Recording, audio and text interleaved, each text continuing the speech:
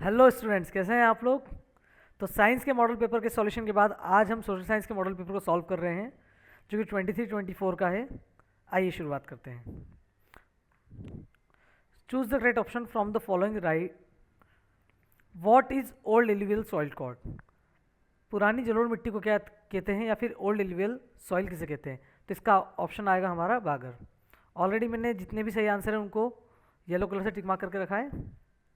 Okay, ये देखिए। Next one, who called DIMMs temple of modern India. ये वाक्य किसके द्वारा कहा गया था। ये कहा गया था जवाहरलाल नेहरू के द्वारा, जो कि इंडिया के फर्स्ट प्राइम मिनिस्टर थे। ट्रेड बिटवीन टू और मोर कंट्रीज, दो या दो से ज़्यादा देशों के बीच में जब व्यापार होता है तो उसे हम इंटरनेशनल ट्रेड या फिर अंतर्राष्ट्रीय व्यापार कहते हैं। Who said that printing is the greatest gift given by God. किसने कहा था कि छपाई जो है वो भगवान के द्वारा दिया गया सबसे अच्छा तोहफा है। ये कहा था मार्टिन लूथर ने। The capital of Belgium is Brussels, first chapter का है ये। हु मेजर्स जीडीपी, जीडीपी को मेजर कौन करता है। तो इसका आंसर आएगा सेंट्रल गवर्नमेंट। सेंट्रल गवर्नमेंट में एक संस्था होती है जिसका नाम होता है CSO। ये संस्था सेंट्रल गवर्नमेंट के अंडर में आती है और यही संस्था जीडीपी को कैलकुलेट करती है। जीडीपी का फुल फॉर्म भी आप यहाँ पर याद कर सकते हैं क्योंकि ये भी ऑब्जेक्टिव में कई बार पूछा जाता है। फुल फॉर्म होता है ग्रॉस डोमेस्टिक प्रोडक्ट। अगर आपको लग रहा है कि ये पेपर कहाँ से आपको मिलेगा तो इस पेपर का लिंक जो है कैसे डाउनलोड करना है सारे सैम्पल पेपर्स को, उसकी लिंक मैंने डिस्क्रिप्शन में डाल रखी है, एक बार आप चेक कर सकते हैं, फिर आई बटन पे भी ऊपर देख सकते हैं। और आफ्टर द वीडियो आपको इसकी सॉल्यूशंस की PDF भी अवेलेबल हो जाएगी। नीचे जो व्हाट्सअप नंबर गिवन है या फिर डिस्क्रिप्शन में आपको व्हाट्सअप नंबर मिल जाएगा, इंस्टाग्राम की लिंक मिल जाएगी, व्हाट्सअप की लिंक मिल जाएगी, टेलीग्राम ग्रुप की लिंक मिल जाएगी। वहाँ पर जाकर भी आप इसके सॉल्यूशन पा सकते हैं या फिर व्हाट्सअप के थ्रू डायरेक्टली हमसे कॉन्टैक्ट कर सकते हैं। आइए, fill in the blanks. Tribes reside in Chota Nagpur. छोटा नागपुर में कौन सी ट्राइब्स रहती है। ऐसे तो 4 से 5 प्रकार की मेन ट्राइब्स वहाँ पर रहती है, लेकिन मेन ट्राइब्स मुंडाज और सांथाल से, ये 2 प्रकार की ट्राइब्स वहाँ पर काफ़ी ज़्यादा मात्रा में पाई जाती है।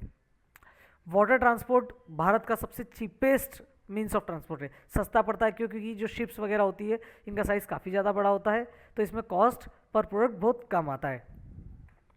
वर्ल्ड वाइड इकोनॉमिक रिसेशन, पूरी दुनिया में इकोनॉमिक रिसेशन कब आया था। 1929 में आया था। Most of the people of Buddhism religion live in Sri Lanka. Sri Lanka में सबसे ज़्यादा किस धर्म के लोग रहते हैं, तो बौद्ध धर्म के लोग रहते हैं। जितने भी सिन्हाला लोग हैं वो सब बौद्ध धर्म को ही मानते हैं। The first law minister of India, Bharat के प्रथम लॉ मिनिस्टर कौन थे, तो वो थे doctor Bhimrao ji Ambedkar. Beekeeping comes in, मधुमक्खी का पालन कौन से क्षेत्र में आता है, तो ये आता है प्राइमरी सेक्टर के अंदर। Choose and right true falls from the following. अगर आपको इनके आंसर आते तो डेफिनेटली आप भी लिख सकते हो कमेंट बॉक्स में। वीडियो को लाइक जरूर करें और अपने दोस्तों के साथ शेयर जरूर करें। Indian wild life act was implemented in, भारतीय इंडियन वाइल्ड लाइफ एक्ट कब लागू किया गया था। किया गया था 1972 में, तो ये बिल्कुल सत्य है, इसका आंसर आएगा true. The historical Sher Shah Suri Marg जो है वो दिल्ली से अमृतसर के बीच में आता है और इसको हम नेशनल हाईवे 1 बोलते हैं। बिल्कुल सही है ये। Next, India exports petroleum. India petroleum export नहीं करता है, बट इसी जगह पे अगर क्वेश्चन आता है कि इंडिया एक्सपोर्ट्स पेट्रोलियम प्रोडक्ट, तो ये क्या होगा, ट्रू होगा। अगर प्रोडक्ट शब्द आता है तो ट्रू होगा और खाली पेट्रोलियम आ रहा है तो क्या होगा, फॉल्स होगा। ध्यान रखिएगा इस चीज़ का। द ऑथर ऑफ गीत गोविंद वॉज जयदेव। गीत गोविंद के ऑथर जयदेव थे, बिल्कुल सही। Indian constitution is based on equality, हमारा जो भारत का संविधान है, ठीक है, वो किस पे समानता पर आधारित है। यहाँ पर सबके साथ एक जैसा व्यवहार किया जाता है, तो बिल्कुल सही, हमारे यहाँ पे इक्वलिटी है। The best quality of democracy, लोकतंत्र की सबसे अच्छी विशेषता ये है कि इसके अंदर जितने भी नागरिक हैं वो हमेशा इनकी इज्जत को बनाए रखता है, वो उसको बढ़ाता है, उनका मान सम्मान को क्या करता है, इंक्रीज करता है। इसलिए इसका आंसर भी क्या है, ट्रू है। मैच द कॉलम काफ़ी ईजी है। रबर कहाँ पाया जाता है, केरला में। ऑयल इंडिया लिमिटेड एक जॉइंट इंडस्ट्री है, प्राइवेट और गवर्नमेंट की। Artificial pot Chennai. Christopher Columbus, ये वो भाई साहब है जिन्होंने अमेरिका को ढूंढा था। ढूंढने ये भारत गए थे पर गलती से अमेरिका मिल गया। स्पिनिंग जेनी, स्पिनिंग जेनी एक मशीन जिसमें वूल को कटिंग की जाती है। गोस्वामी तुलसीदास जी ने रामचरितमानस रामायण जी लिखी है, हम सभी जानते हैं। इसके अंदर वास्को डी गामा आपको सिर्फ और सिर्फ कंफ्यूज करने के लिए प्रोवाइड किया गया है, इसका कोई मतलब नहीं है। यहाँ से आपके क्वेश्चन आंसर स्टार्ट होते हैं। ये आपके वन वर्ड है क्वेश्चन आंसर, नहीं भी ऑब्जेक्टिव चल रहे हैं। व्हाट इज साइमन कमीशन, ये क्वेश्चन एक नंबर के हिसाब से थोड़ा सा बड़ा है, पर दे दिया है तो लिखना पड़ेगा। The Simon commission is named after sir John Simon. Sir John Simon थे जिनके नाम से साइमन कमीशन का नाम पड़ा, और इसके चेयरमैन मतलब इसके अध्यक्ष थे। The commission was appointed by British government. इस संस्था को बनाने वाली ब्रिटिश गवर्नमेंट या ब्रिटिश सरकार थी, जो कि इन्वेस्टिगेट करने आई थी कि भारत के संविधान में क्या क्या चेंजेस करने चाहिए। What were the countries located in the east of the Mediterranean Sea. Mediterranean Sea के ईस्ट में जो देश आते हैं उनको हम कोस्टल कंट्रीज कहते हैं। Who gives recognition to the political party. Political party को बनाने का काम या फिर उनको पॉलिटिकल पार्टी है ये कौन रिकॉग्नाइज करता है, तो ये करता है इलेक्शन कमीशन ऑफ इंडिया, भी इसमें ऐड कर लेना, ये शायद लिखना भूल गया इसमें एड ऑन में, election commission of India. What is affidavit, affidavit क्या होता है, तो it is a sign document submitted to an officer. ये एक साइन डॉक्यूमेंट होता है, मतलब आपने किसी डॉक्यूमेंट के ऊपर साइन कर दिया। Where a person makes a sworn statement, जहाँ पर व्यक्ति अपनी खुद की इंफॉर्मेशन के बारे में बताता है। क्लियर, जिसकी फॉर एग्जांपल जब नेता वगैरह चुनाव में लड़ने जाते हैं तो उस टाइम पर क्या करते हैं, वो एक एफिडेविट बनाते हैं, उसमें बताते हैं कि भैया मेरा नाम ये है, मेरी प्रॉपर्टी इतनी है, इतनी गाड़ियाँ है, इतने बंगले हैं, मेरे पास इतना पैसा है, ठीक है, मेरे बैंक अकाउंट में इतना बैलेंस है, मेरे यहाँ पे गोल्ड इतना है, सारी इन्फॉर्मेशन देते हैं और उसमें खुद के क्या करते हैं, सिग्नेचर कर देते हैं। तो इससे सर्टिफाइड हो जाता है कि ये जो जानकारी दी है क्या है, सत्यता पर आधारित है। Who was called the first lady of civil rights. Civil rights की फर्स्ट लेडी किसे कहा जाता है, ये कहा जाता है रोसा पार्क्स को। How many sectors is the economy divided into, इसका ऑप्शन आएगा 3। क्लियर। क्वेश्चन नंबर 6, 2 मार्क्स के क्वेश्चन आपको चालू हो गए हैं, बड़े सिंपल क्वेश्चंस आए हैं। What are the provisions for protection of forest. जंगल को बचाने के लिए क्या क्या प्रोविजंस आए, किसमें, वाइल्ड लाइफ एक्ट में। सबसे पहला प्रोविजन आया प्रोविजन फॉर प्रोटेक्टिंग हैबिटेट्स, जितनी भी जगह है उन सबको हमें बचा कर रखना है, ठीक है। दूसरा, भारत के अंदर जितनी भी जनजातियां हैं जानवरों की, उन सबको हमें क्या करना है, बचा कर रखना है। सेंट्रल एंड स्टेट गवर्नमेंट ये दोनों साथ में मिलके नेशनल पार्क खोलेगी, वाइल्ड लाइफ सेंचुरी खोलेगी, ताकि जीव जंतु को क्या करा जा सके, बचाया जा सके। Right measures for wild animal conservation, जंगली जानवरों को बचाने के लिए हमें क्या कदम उठाने चाहिए। सबसे पहला कदम, जंगली जानवरों को उठाने के लिए हमें सबसे पहला काम ये करना चाहिए कि फॉरेस्ट शुड बी कंजर्व, जितनी भी फॉरेस्ट है इन सबको हमें बचा कर रखना चाहिए, सभी जंगलों को हमें बचा कर रखना चाहिए, ठीक है। दूसरा, हंटिंग शुड बी रेस्ट्रिक्टेड, किसी भी प्रकार से हंटिंग तो होना ही नहीं चाहिए, हंटिंग का मतलब शिकार, पूरी तरीके से क्या कर दो, बैन कर दो। Human interference should be banned in forest, और इंसानों को तो जंगलों में जाने देना ही नहीं चाहिए, क्यों, क्योंकि जाएंगे तो कुछ ना कुछ हरकत करेंगे। चलिए आगे। Right the name of the main types of agriculture, खेती कितने प्रकार की होती है, कई सारे प्रकार की होती है, पर 2-4-5 नाम लिखना है अपने को। Commercial, plantation, subsistence, shifting, terrace, okay. Right any 2 main features of commercial agriculture. Commercial agriculture की 2 विशेषताएं। सबसे पहली चीज, जो कमर्शियल या फिर इसको व्यापारिक खेती भी कहा जाता है, तो व्यापारिक दृष्टि से खेती की जाती है, मतलब सिंपल सी भाषा में इसके अंदर पैसा बहुत लगता है। It is a capital intensive farming and requires high application of modern inputs, और इसमें जो मॉडर्न चीज़ें उनको डाला जाता है। अब वो मॉडर्न चीज़ें क्या हो सकती है, एग्जाम्पल के H5 सीड्स, हाई एडिंग अच्छे वेराइटी के बीज। केमिकल फर्टिलाइजर्स, केमिकल्स का प्रयोग किया जाता है, फर्टिलाइजर हो गए, इंसेक्टिसाइड कीटनाशक हो गए, पेस्टिसाइड्स हो गए, ताकि जो प्रोडक्टिविटी है, जो पौधे उग रहे हैं वो क्या हो, थोड़े ज़्यादा हो। क्लियर हुआ ये चीज़। What is called manufacturing industry, manufacturing industries क्या होते हैं, विनिर्माण उद्योग क्या होते हैं, तो सिंपल सी भाषा में एक ऐसा उद्योग या फिर एक ऐसी इंडस्ट्री या ऐसी फैक्ट्री जहाँ पर बहुत बड़ी मात्रा में कच्चे माल को परिवर्तित किया जाता है एक वैल्यूएबल प्रोडक्ट्स में या फिर फिनिश गुड्स में। क्लियर।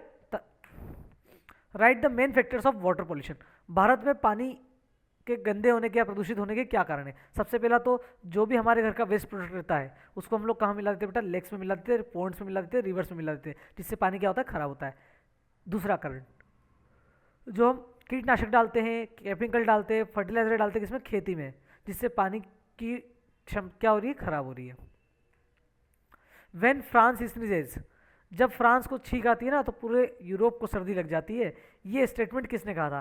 तो ये स्टेटमेंट दिया था ऑस्ट्रेलिया के चांसलर ड्यूक मैटरनिक ने।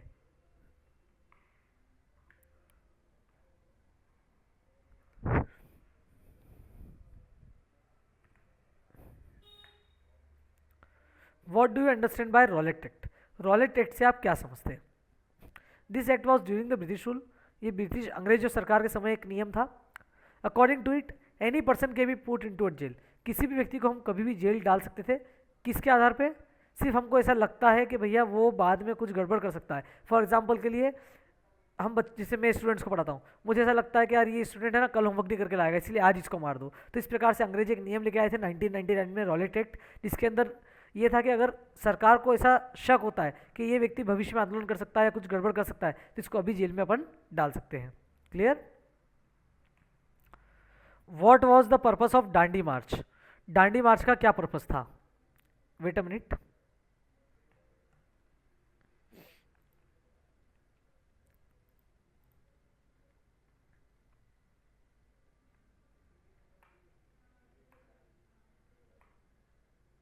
क्या क्वेश्चन नंबर 10,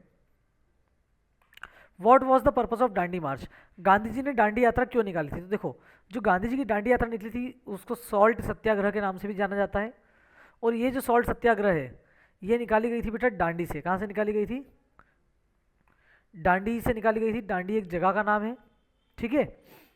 अब इसके अंदर गांधी जी के साथ उनके जो 77 मेंबर्स थे उन्होंने भी क्या करा था? हिस्सा लिया था। क्लियर ये चीज? Wait a minute, there is some technical glitch.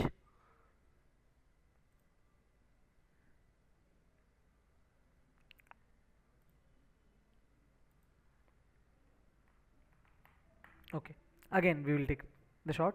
What was the purpose of Dandi march? Dandi march का पर्पस क्या था? तो महात्मा गांधी जो थे, ठीक है, उन्होंने एक सत्याग्रह चलाया जिसका नाम था सॉल्ट सत्याग्रह, फिर डांडी मार्च। इसमें महात्मा गांधी के साथ 77 उनके मेंबर्स थे जो कि उन पर बहुत ज़्यादा भरोसा करते थे। ये सभी लोगों ने साबरमती आश्रम से डांडी बीच तक गए, ठीक है। यहाँ पर जाकर इन्होंने नमक कानून को तोड़ा और पानी को उबालकर नमक बनाया। क्लियर ये चीज? What were the corn laws? Corn laws क्या था और ये पास क्यों हुआ? तो सिंपल सी भाषा में कॉर्न लॉ मतलब मक्के के ऊपर एक कानून था जो कि अंग्रेजी सरकार लेकर आई थी। ये अंग्रेजी सरकार के ऊपर दबाव बना रहे थे जितने बड़े बड़े व्यापारी थे ये सब। इन्होंने बोला कि भैया विदेश से जो मक्का आता है उस पर आप क्या लगा दो? बैन लगा दो, ताकि हम लोग क्या कर पाए? सामान बेच पाए हमारा, और हम ज़्यादा पैसा कमा पाए। Mention two steps taken to meet the increasing demand for food in Britain. Britain में जो खाने की डिमांड बढ़ रही थी उसके लिए क्या दो एक स्टेप्स बताएं? तो सबसे पहला लैंड वर क्लियर। ईस्टर्न यूरोप हो गया, रशिया हो गया, अमेरिका हो गया, यहाँ सब जगहों पर लैंड को क्लियर किया गया। New harbour were build, old one expanded to ship to the new cargoes. और नए शिप्स बनाए गए, हार्बर्स बनाए गए ताकि सामान एक जगह से दूसरी जगह क्या हो सके? जा सके। Next, right, what is the meaning of stapler Fuller? Stapler और फुलर का मतलब क्या होता है? स्टेपलर वह व्यक्ति होता है, ठीक है, जो वूल को क्या करता है? स्टेपल करता है। फुलर वह व्यक्ति होता है जो कि फूल को क्या करता है? प्रोसेस करता है, ठीक है, या फिर इसको क्लीन करता है। What is spinning jenny? क्या है spinning jenny? A machine for spinning jenny with more than one spindler at a time. Spinning jenny एक मशीन है जिससे धागा काटा जाता था और ये जेम्स हेरग्रीव ने बनाई थी 1764 में।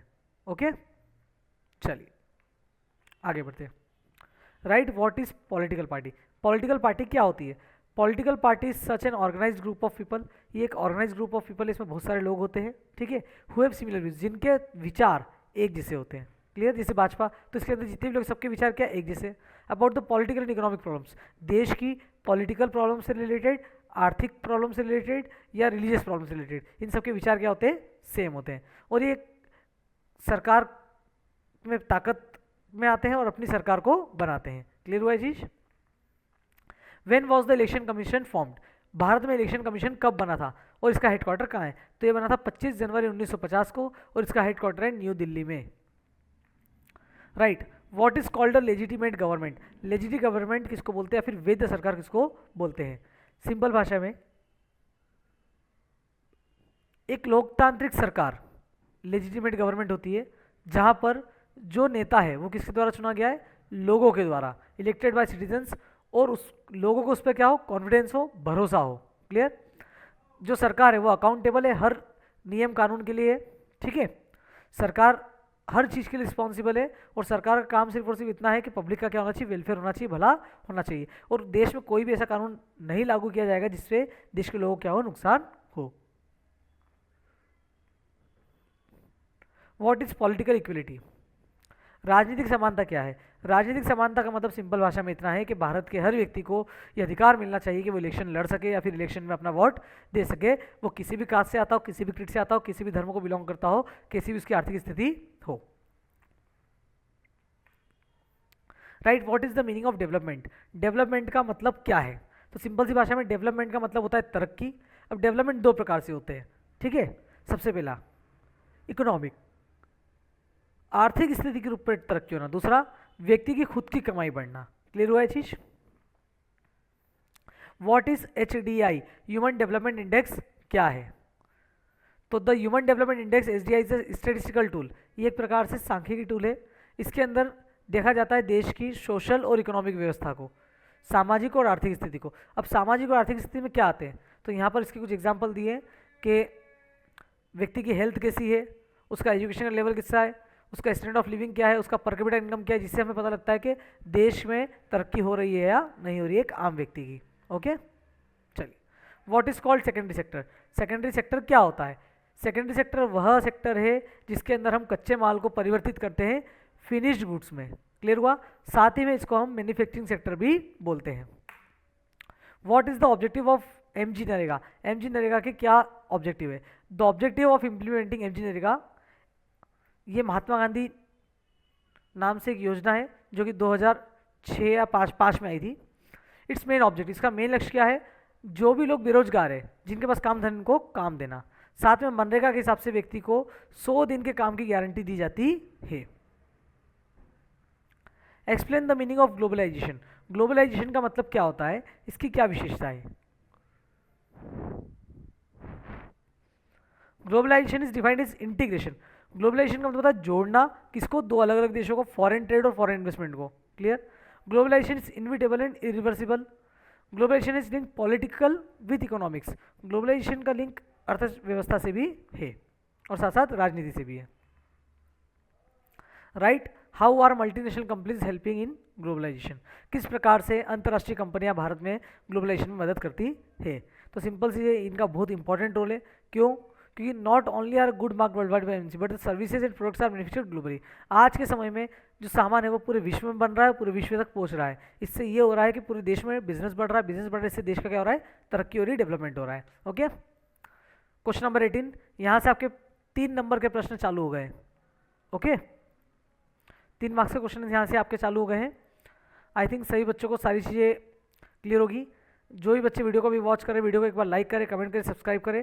साथ ही साथ अपने जितने भी क्लासमेट्स हैं उन सभी को आप इस वीडियो को शेयर करें। चलिए, क्वेश्चन नंबर 18, यहाँ से 3 मार्क्स क्वेश्चन चालू हो गए हैं। Right any 4 characteristics of a laterite soil. Laterite soil की कुछ 4 विशेषताएं बतानी है। ये 3 नंबर क्वेश्चन, 3 पॉइंट लिखोगे तो भी चल जाएगा, पर मैंने आपको 4 लिखी है। ठीक है, इसके अंदर जो ह्यूमस होता है वो क्या होता है? बहुत ज़्यादा कम होता है। इसके अंदर लो ह्यूमस होता है। दूसरा, इसके अंदर जो माइक्रो ऑर्गेनिजम्स रहते हैं, मतलब जो छोटे छोटे जीवाणु रहते हैं, बैक्टीरियाज रहते हैं, वो सर्वाइव नहीं कर सकते हैं। It can be cultivable with adequate amounts of manure. इसके अंदर अगर हम कुछ खाद वगैरह डालेंगे, कुछ फर्टिलाइजर डालेंगे, तो इसमें हम चीज़ें भी क्या कर सकते हैं? उगा सकते हैं। ठीक है, ये मेनली किसके लिए अच्छी होती है? तो इसमें कॉफ़ी, टी, काजू, टेपियोका, चोना, ये सारी चीज़ें क्या उगाई जाती है। दिस इज फाउंड इन, ये कहाँ पाई जाती है? कर्नाटक में, केरल में, तमिलनाडु में, मध्य प्रदेश में, आंध्र प्रदेश में, या फिर पहाड़ी इलाके जैसे उड़ीसा और आसाम में। Okay, why are the resource planning necessary, write the steps of resource planning. Resource planning क्यों नेसेसरी, उसकी स्टेप्स लिखनी है। सबसे पहली, it helps to recognise the various resources extend in different area of the country. जब हम किसी साधनों की प्लानिंग करते हैं हमें पता लग जाता है कि हमारे देश के अंदर कितने साधन हैं। दूसरा काम क्या करते हैं हम, it adds in the preservation of different non renewable resources. हमें पता लगता है कि हमारे पास कितने नॉन रिन्यूएबल रिसोर्सेज पड़े हुए हैं, कितनी मात्रा में पड़े हुए हैं, और ये जितने भी साधन हैं उनका जो वेस्टेज होता है उससे हमें क्या करता है, बचाता है। ओके, चलिए आगे। Resource planning consist of the 3 stages. इसमें 3 चीज़ें होती है। सबसे पहला काम तो होता है आइडेंटिफाई, मतलब पता करो भैया कौन कौन से साधन हमारे पास है और उनका कितना कितना स्टॉक है। दूसरा काम, एक ऐसा प्लान लेकर आओ जिसमें आप ऐसी टेक्नोलॉजी डेवलप करो जिसको आप इंप्लीमेंट कर पाओ अच्छे से और जिससे आपको क्या हो, डेवलपमेंट हो। दूसरा, जो रिसोर्सेज है उससे पूरे देश को किस प्रकार से तरक्की होगी उसके ऊपर क्या करो, प्लान्स बनाओ। क्लियर हुआ ये चीज। चलिए question number 19, right the difference between means of transport and means of communication. Means of transport और मीन्स ऑफ कम्युनिकेशन में डिफरेंस लिखना है। तो सबसे पहली चीज, ट्रांसपोर्ट का मतलब होता है एक जगह से दूसरी जगह को सामान को लेकर जाना, ठीक है, one place to another place. Communication का मतलब होता है आपके विचार, आपके आइडियाज, आपकी बात को, आपके थॉट को एक व्यक्ति से दूसरे व्यक्ति तक लेकर जाना। ट्रांसपोर्ट सिस्टम के अंदर आता है रेलवे, रोडवे, एयरवे, ठीक है। कम्युनिकेशन के अंदर आता है रेडियो, टेलीविजन, इंटरनेट। ट्रांसपोर्ट से हम एक एरिया से दूसरे एरिया में क्या करते हैं, जुड़ जाते हैं। कम्युनिकेशन के माध्यम से हम एक व्यक्ति से दूसरे व्यक्ति तक जुड़ जाते हैं। ट्रांसपोर्ट प्राइवेट भी हो सकता है, मतलब खुद की गाड़ी भी हो सकती है, या पब्लिक मतलब सरकारी गाड़ी, बस वगैरह भी हो सकती है। कम्युनिकेशन पर्सनल लेवल पर होता है और मास पे भी होता है। क्लियर ये चीज़, मतलब मैं एक व्यक्ति से भी बात कर सकता हूँ और बहुत सारी भीड़ से भी बात कर सकता हूँ। Transport fulfil the economic needs. Transport से अर्थव्यवस्था की जितनी भी चीज़ें हैं वो क्या हो जाती है, पूरी हो जाती है। और कम्युनिकेशन से हमारी सामाजिक प्रकार की आवश्यकता क्या होती है, पूरी होती है। चलिए next, right the importance of air transport. हमारे देश में जो एरोप्लेन ट्रांसपोर्ट होता है, हवाई जहाज से ट्रांसपोर्टेशन सिस्टम होता है, क्या वह इंपॉर्टेंट है और है तो क्यों है। तो सबसे पहली चीज़, एयर ट्रांसपोर्ट जो है वो अपने आप में एक फास्टेस्ट ट्रांसपोर्ट है, बहुत तेज, मोस्ट कंफर्टेबल, बड़ा सरल और आसान है, बैठने में बहुत मजे आएंगे। प्रेस्टीज जैसे लोगों को ऐसा लगता है कि इसमें बैठने के बाद हमारी इज्जत बढ़ गई है। It can cover very difficult terrains. ये किसी भी प्रकार की जगह हो, बहुत बड़े बड़े पहाड़ हो या फिर बहुत घना रेगिस्तान हो या बहुत घने जंगल हो या फिर बहुत बड़ी बड़ी लहरें हो, इन सबको पार करके इजीली आपको एक जगह से दूसरी जगह लेकर जा सकता है। दूसरा, नॉर्थ ईस्ट, जहाँ पर क्या है, रिवर्स है बहुत बड़ी बड़ी, और जहाँ पर रोड वगैरह अच्छे नहीं है, जहाँ पर क्या बोलते हैं आपको, एग्जाम्पल के लिए ज़्यादा सुविधाएं नहीं, ट्रेन वगैरह वहाँ पर नहीं बन सकती है, ऐसी जगहों पर या फिर इंटरनेशनल जाने के लिए आपको इसका प्रयोग करना पड़ता है, एयर ट्रांसपोर्ट का प्रयोग करना ही पड़ता है। दूसरा, ऐसी जगहों पर सबसे अच्छा क्या होता है, एरोप्लेन। जिसके नॉर्थन स्टेट में गवर्नमेंट ने इनके लिए स्पेशल प्रावधान बनाए हैं, जिसके तहत वहाँ की जो एयर ट्रेवल होती है वो पॉकेट फ्रेंडली होती है, मतलब एरोप्लेन जाना वहाँ क्या होता है, सस्ता होता है।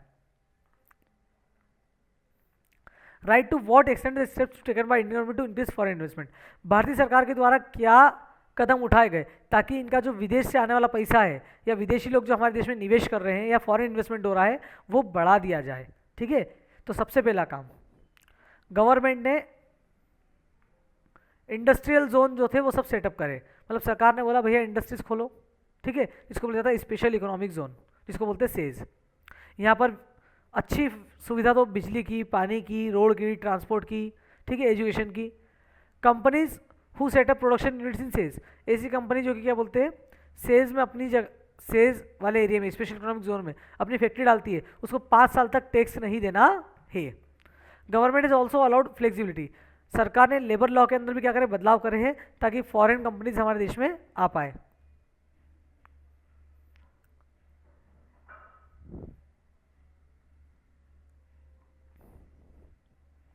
अब व्यक्ति को हम क्या कर सकते हैं, शॉर्ट टाइम पीरियड के लिए भी काम पे रख सकते हैं, जिससे क्या होगा, कॉस्ट ऑफ लेबर क्या हो जाएगा, कंपनी का कम हो जाएगा। Okay, right with examples what is mean by foreign trade. विदेशी व्यापार से हम क्या समझते हैं, देखो बड़ा सिंपल है। विदेशी व्यापार का मतलब सिंपल सी एक देश से दूसरे देश का व्यापार करना। अब ये 3 प्रकार के होते हैं, कितने प्रकार के होते हैं, 3 प्रकार के, 3 टाइप्स। सबसे पहला एक्सपोर्ट, इंपोर्ट, ऑन्ट्रप्रोट। जब हम हमारे देश से सामान किसी दूसरे देश में भेजते हैं, जैसे कि भारत में मसाले हैं, मसालों को हमने विदेश में बेचा तो वो क्या कहलाएगा, एक्सपोर्ट कहलाएगा। जब हम किसी दूसरे देश से सामान हमारे देश में मंगाते हैं तो वो क्या कहलाएगा, इम्पोर्ट। और जब हम सामान मंगाते किसके लिए, वापस से बेचने के लिए, इसको बोलते हैं ऑन ट्रांसपोर्ट। क्लियर ये चीज? चलिए यहां से आपके 4 नंबर के प्रश्न चालू होते हैं। Why did various social group join civil disobedience movement? क्यों जो गांधी जी का आंदोलन था, सविनय अवज्ञा आंदोलन या फिर सिविल डिसोबीडियंस मूवमेंट, इसमें बहुत सारे लोगों ने क्यों ज्वाइन करा? सिंपल सा है, डिफरेंट सोशल ग्रुप, अलग अलग प्रकार के समाज ने इसको क्या करा, ज्वाइन करा। सबसे पहला इमेज, कि इसमें जो इमेज थी ना, किसकी इमेज थी इसमें, भारत माता की थी। किसकी थी? भारत माता की। इससे लोगों के अंदर राष्ट्रीयता की भावना है कि नहीं, हमें हमारा देश को बनाना है। दूसरा, कुछ सॉन्ग्स थे जिसने लोगों के अंदर एकदम जागरूकता पैदा कर दी। एग्जाम्पल के लिए वंदे मातरम। फोल्कलोर, फोल्कलोर मतलब कई सारी कहानियां, किस्से, जैसे खूब लड़ी मर्दानी वो तो झांसी वाली रानी थी। ठीक है, तो ये ऐसी कविता जो कि व्यक्ति को जोश प्रदान करती है, जिससे लगता है हमें हमारे देश के लिए कुछ करना है। फ्लैग, जो कि गांधी जी के द्वारा डिजाइन किया गया था। रीइंटरप्रिटेशन ऑफ हिस्ट्री, क्लियर हुआ? कहने का मतलब हमें गर्व होना चाहिए भैया कि हमारी हिस्ट्री क्या थी, हम किस देश को बिलोंग करते थे। A sense of collective belongingness, सब लोगों के लिए एक ही चीज़ थी कि अब हमें आज़ादी चाहिए।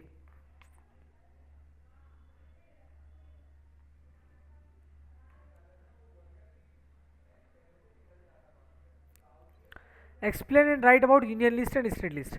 यूनियन लिस्ट और स्टेट लिस्ट और कॉन्करेंट लिस्ट के बारे में बताना है। यूनियन लिस्ट की बात करूँ तो इस लिस्ट के अंदर वही चीज़ आती है जो कि देश से रिलेट करती है, जैसे देश की सुरक्षा, डिफेंस। ठीक है, उसके बाद फॉरेन अफेयर्स, बैंकिंग, कम्युनिकेशन, इन सबसे रिलेटेड, करेंसी, इन सबसे रिलेटेड जो डिसीजन है वो कौन लेगी, गवर्नमेंट ऑफ इंडिया लेगी या फिर यूनियन लिस्ट के तहत आते हैं। स्टेट लिस्ट, स्टेट लिस्ट का मतलब होता है कि ये सारे के सारे अधिकार या ताकत किसके पास है, राज्य के पास है।